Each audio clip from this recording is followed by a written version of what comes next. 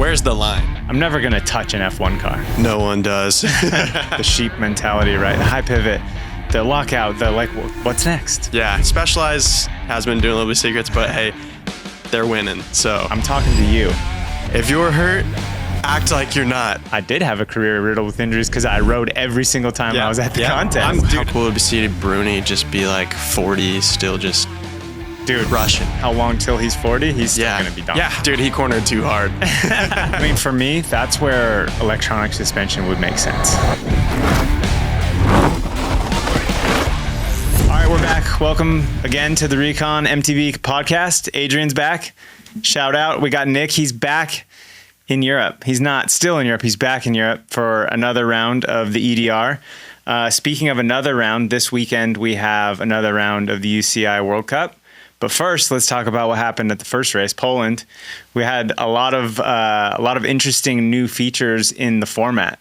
No more semifinals. They've gone away with that format, but they've added in sort of what everyone's calling, and I refuse to call it what UCI is calling it, but it is the last chance qualifier. Yeah. Which, made it pretty exciting. There was a lot of top names in that last chance qualifier. Did you watch that stuff? Yeah. I was actually thinking the same thing I was like, is it an LCQ or is it just like a semi, like that, what they used to call it in I mean, it's an LCQ. But yeah, it is definitely an LCQ because it's definitely getting those last guys in. It seems like the new format's super hard, really challenging for a lot of really good guys, which that's what I noticed right away on the new format. Yeah, I mean, there was a few riders that had the opportunity to sort of like make up for a bad run that might have been protected in the past. So it's interesting to see how it's going to change the strategy. I mean, Goldstone, Amory, Brosnan, yeah. So many top guys were in that window of top 10 that got through in that. I guess they're calling it, I will say it, Q2. Yeah. But that's just their attempt at becoming F1. They just want to sound like F1. Yeah. But it's the last chance qualifier. We're motocross, baby. Yeah, LCQ. It was really exciting to watch that, and the new format is really cool, and I think that it definitely like narrows the pack down to the super elite guys, and having two qualifiers, you get the guys who really deserve to be in the race, it seems like. So yeah, for sure. And the fact that the best part for me is the fact that there are no protected riders. So that's going to bring strategy into play when there's weather, when there's forecasts, things like that. But also I think what it does is it leaves that window open for new riders, which, that's kind of been the big complaint with eliminating a lot of the amateur teams and the like lower funded teams and not having as many riders in the races has been like, oh, well, you're taking away this opportunity. It's the UCI's sort of intention to get the federations to step up, the national federations, which it is kind of working in some places. But, I think having that window where someone who's unprotected qualifies his way in, seemingly comes out of left field, is just going to show up and blow people's doors off. Yeah.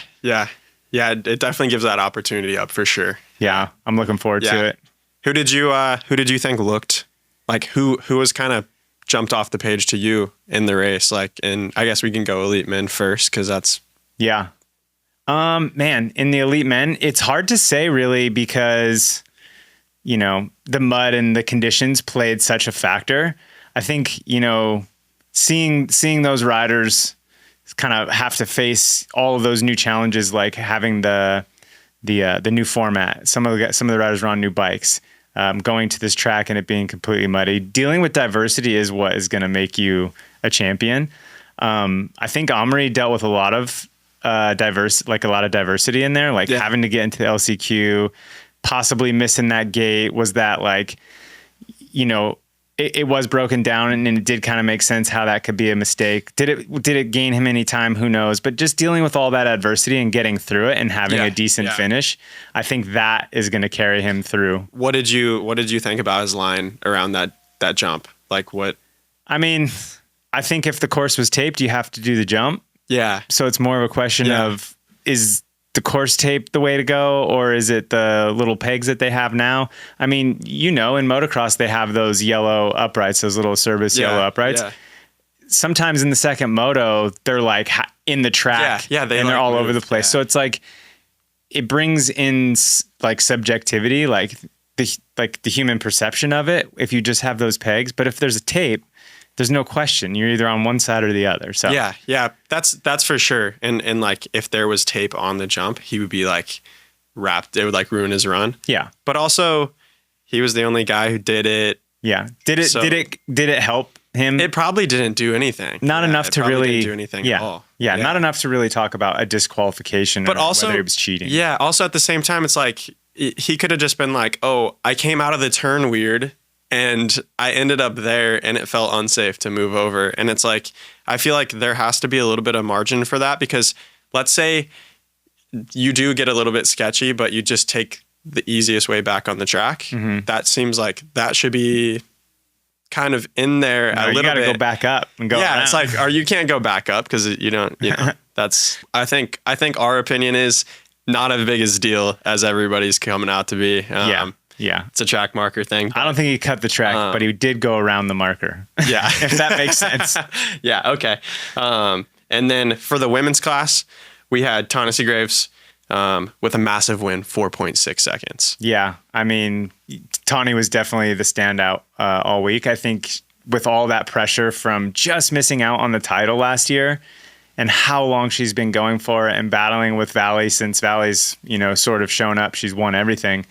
To go head to head in those tough conditions on a new bike, really impressive. I think, she's got her training program put together. She's dating Finn Isles now, so it's all riding all the time, I would imagine. Yeah. And it's showing out there. She's not only like killing it, but you can see like smile through her full face. Like she's having a good time. For sure. And that was a very physical track too. So to prove it on a very physical track against last year's champion, she was third, so she looked good as well. Yeah. So she's definitely got it this year. Yeah, for sure. It's gonna be real interesting to see how the year shapes up. And even this weekend, I don't know when this podcast is going to come out, but we're almost into the next World Cup. But let's talk about that bike that Tahnee was on. Absolutely. Pretty interesting. Orbea has their new downhill bike, but is being sort of marketed as a downhill or enduro frame. Mm-hmm. And the way that they're doing that is with different links. They're calling it the gravity link in the bottom of the frame, similar to how the Scott is with the hidden shock. There's a little button. The whole sort of skid plate, if you will, comes off, and there's different links you can change in there that changes the geo and the suspension. And in each link, there's actually a flip chip for head tube adjust and all kinds of stuff. It's really crazy how versatile this bike is, but it is kind of one of the first. I mean, all the commenters will tell me it's not the first, and then I'll know about the first, but it's one of the first big major brands that is making a convertible frame. Yeah. That's pretty cool to see. I also did notice that flip chip does do 25 to 30% on the leverage curve. So it has like some pretty cool tunability on that chip. So, yeah, that's really cool. And, the convertible thing was cool too. I thought it would be awesome to have like a bike with a 180 fork on the enduro bike. Yeah. So like a big pedal bike would be cool. And then, there's so many options there. It's cool to see like the brand Orbea is like, they're listening to the people. Like it's not maybe a big group of people.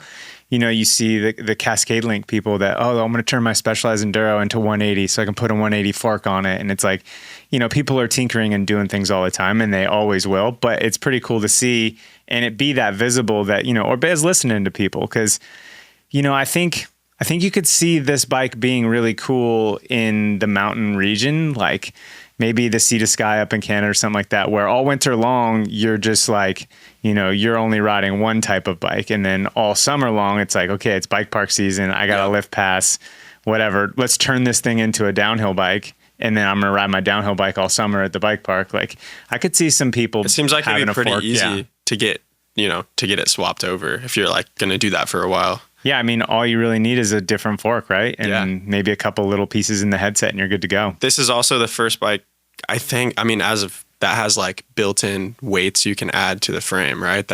We haven't seen that yet. I don't know of any brands I've had that specifically with the bike. Yeah, it was interesting, kind of reading about the bike. The Rayon called them and asked how you say it. It is the Rayon. Not the Rallon, not the Rallon, but the Rayon. But it's really interesting how it was developed. I don't know if you remember a couple of years ago when Martin Mays showed up at the World Cup.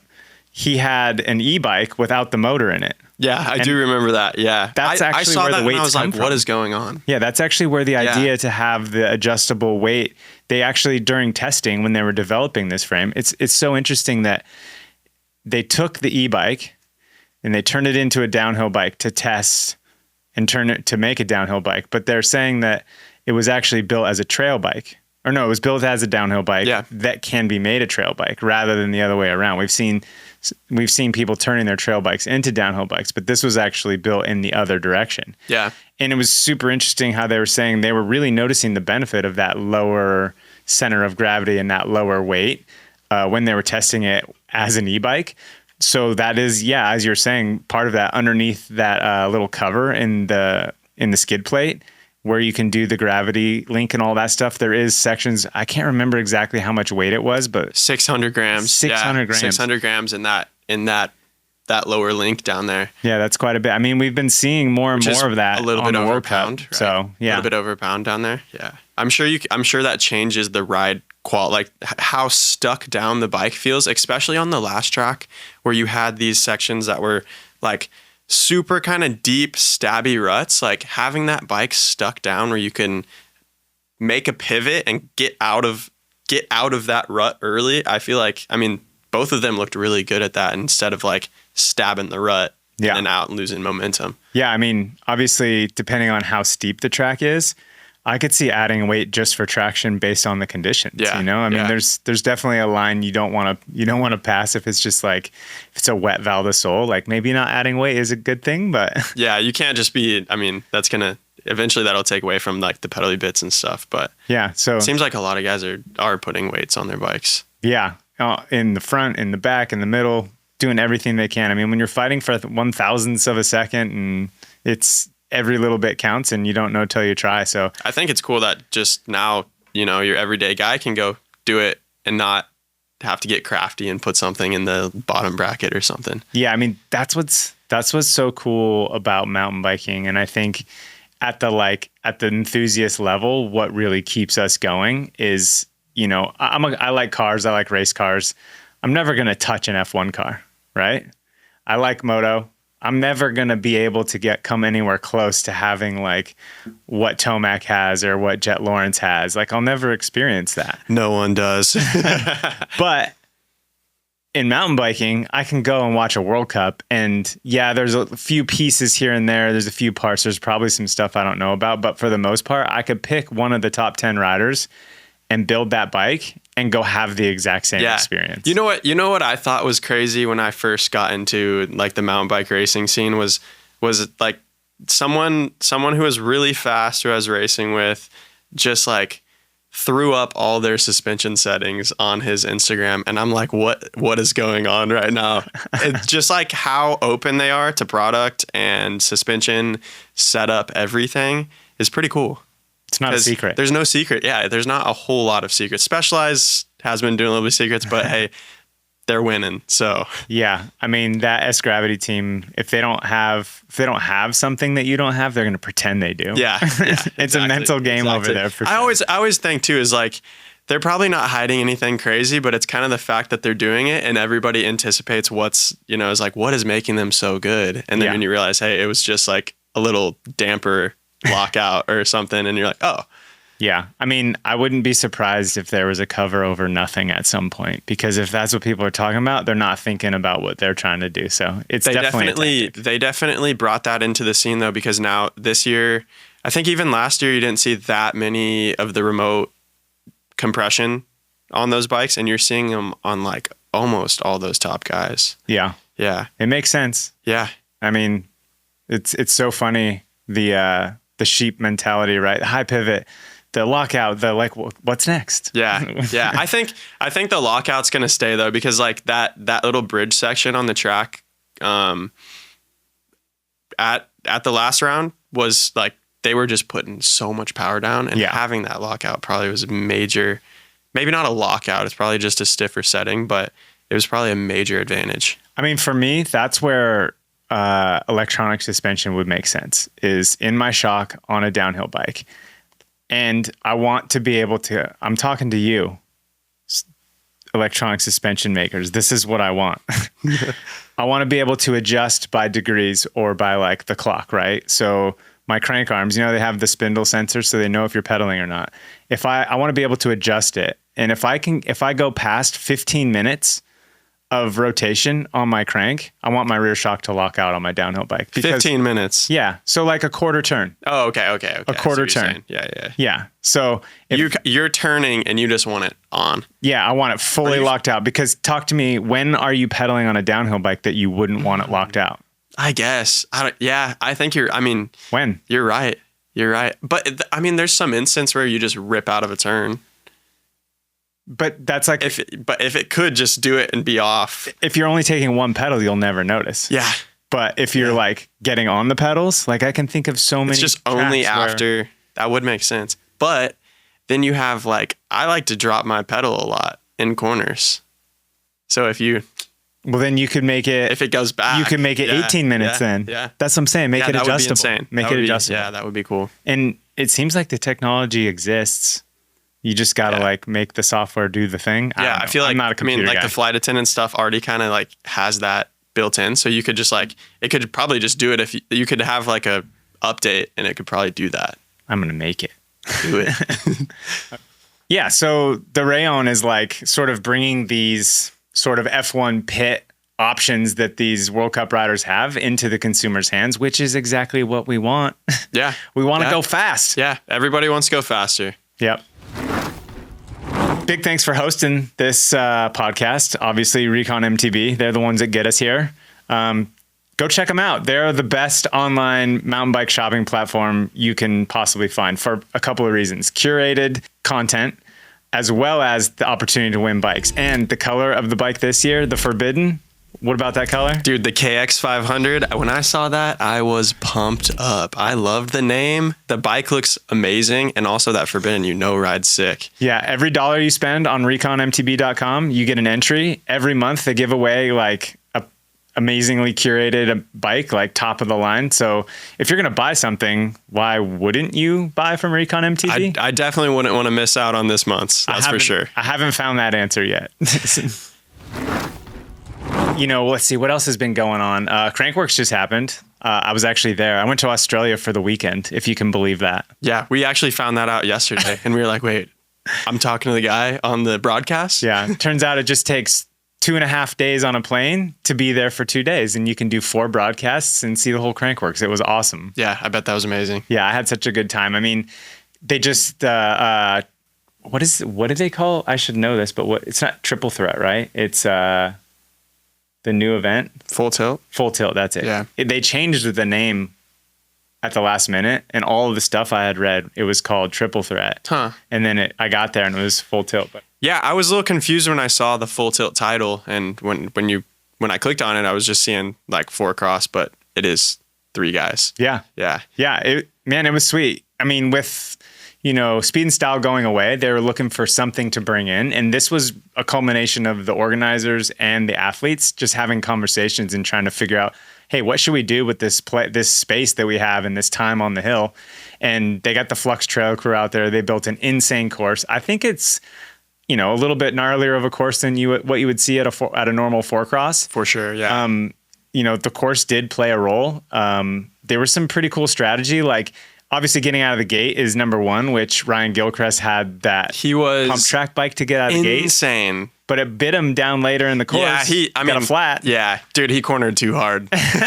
he corners way too hard all the time. Dude, he's insane. That step up, he was going step up to land pump manual, and that step up looked huge. Yeah, it was 25 feet. And when he would get it right, he would actually land and pedal the manual. Yeah. And it almost looked like the rear wheel maybe wasn't even on the ground sometimes. It was that BMX race style. Really cool. Yeah, he's a magic man on the bike, that's for sure. I think that event is going to get really cool if they keep pushing it in the right direction, if they make some lanes that you can really make some passes on. Because it looked like the guy who got out of the gate first won the race because kind of shut down all the good lines.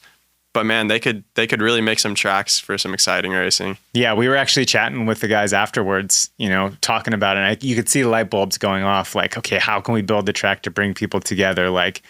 a 15-foot tall stall wall with like actual vert on it, like just bring everyone back together, or, you know, a full circle berm where everybody gets super tight. And I, I think that, and having a little bit more like high-end riders. It was being in between the 2 European World Cups. It made it hard for that contingent to come all the way out. So I think having closer racing earlier on is going to make that event intense when it comes back. Yeah. So slopestyle was another exciting one at Crankworx. I was like, this storm had been building since last year, right? We went to Rotorua. We didn't have three of the top guys. David Godziak, the defending champion, defending Triple Crown champion. Emilio Hansen, he did win everything for like 4 years straight. Yeah. He got hurt pretty quick in that event, right? He did end up getting hurt, but he was coming back from injury because he wasn't in Rotorua. And Eric Fedko. So having those three top guys coming back in Cairns was sort of like this storm had been brewing with the guys who sort of came in because of that, you know, your Ben Thompsons, your Chance Moores, your Caden Ingersolls. Having those guys be able to prove themselves without the top guys there was awesome in Rotorua. And then seeing it all come together in Cairns was this storm brewing.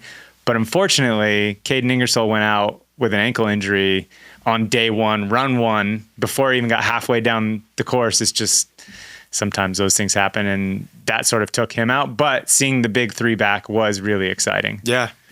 That's hard to see, and hard to see a rider come out like that during an event. But you know, yeah, it was. And like you were saying too, like unfortunately, Emil went down pretty hard, broke his collarbone in his first run of the finals there, so he's back on the healing program. But speaking of the healing program, I noticed something that it stuck out as different. Like there's a change happening, or a change has happened, and now I'm noticing it. Athletes sort of, I don't know if it's feeling comfortable or seeing the opportunity to not compete because of an injury, or because they're, you know, sore, or the wind or the weather or whatever it might be. It almost seems like that mentality of, okay, no, we are warriors. We are going to battle, and the objective of the battle is to see who's the best on this day. Yeah. I think you're seeing a lot of that because of the change of social media and our like new age. They're like, back when I was competing mostly in motorcycles, when you were competing in BMX, like your weekend was your time to shine. Like there was no time to shine during the week. Yeah.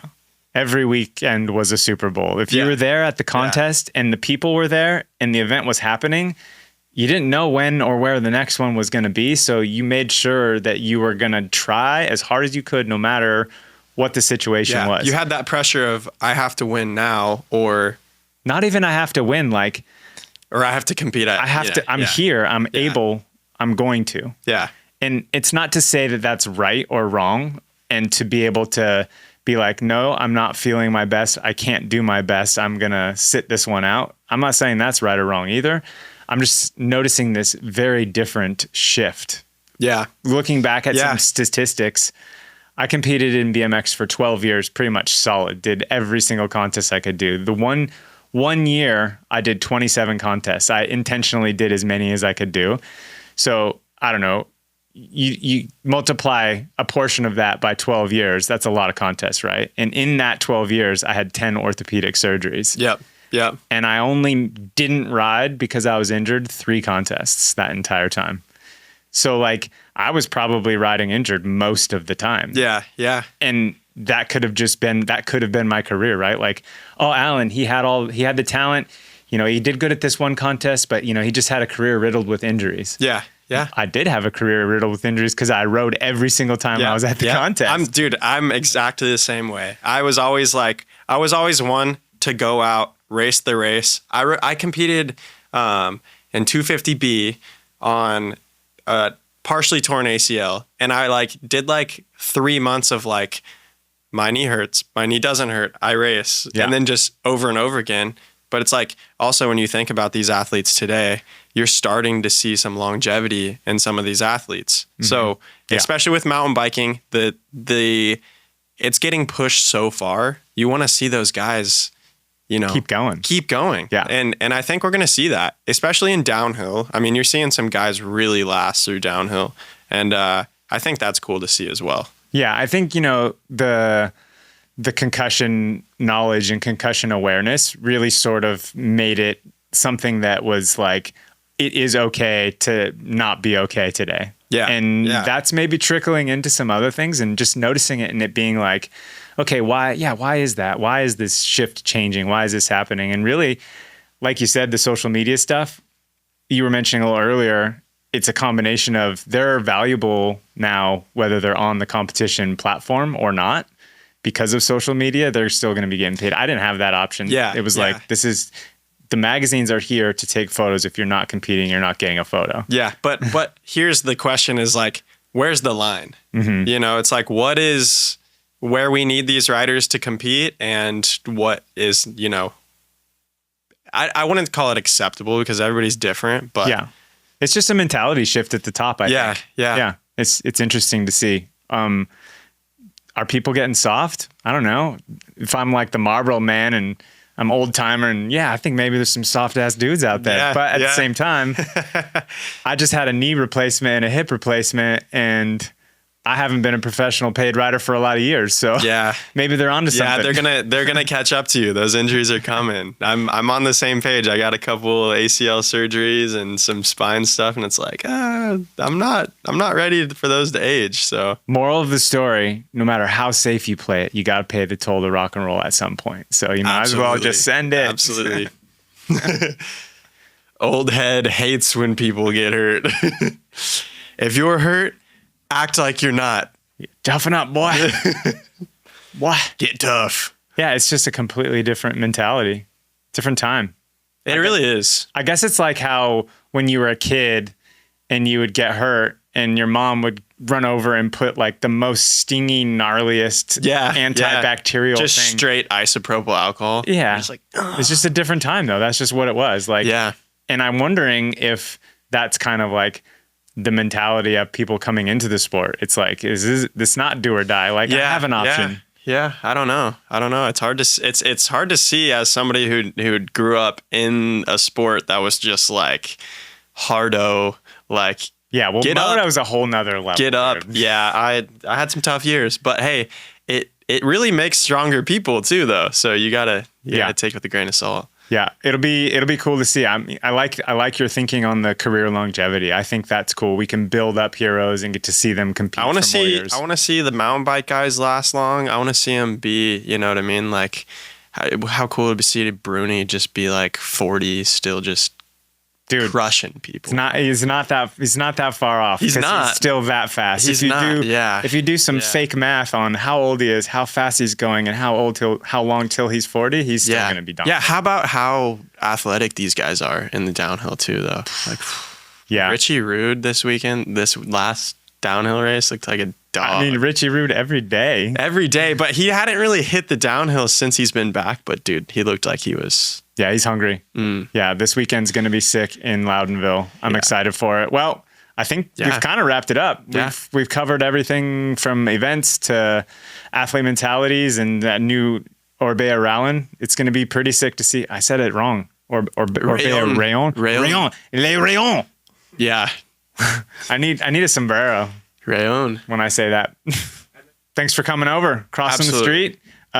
You out there, make sure you subscribe so you can get all of the updated content. We'll be doing more of these podcasts where we're pretending like we know what we're talking about, and giving our opinions. You should comment. Maybe we'll reply to you. Let's get a conversation going. That's all we got. Awesome. Thanks for having me again, guys. Yeah, you'll be back. A blast. You'll be back. Yeah, I love it. I love a good podcast. So we're back. You got that? Yep. That's the sound. It's like our mountain bikers getting too soft. Fuck yeah, they are. But no. That's the dirt you're trying. Just have a picture of Allan, just like. That's the dirt you're trying to dig up, but that's not what I'm saying. That's not what I'm saying. Dude, just put it in drive. Don't put it in neutral. As long as whoever's editing this doesn't edit out all my neutral comments. Yeah. And they only put in the ones where I'm like, fucking soft people. Allan is my little agent of chaos. Upside down forks already existed. Brembo bakes already existed. The Marzocchi Silver was out in 2005. Oh, sorry, dude. I didn't ride mountain bikes then. We meant Fox and Rock Shocks. No, I'm kidding. Like, yeah, duh, they have downhill ones. Yeah, the Dorado, duh.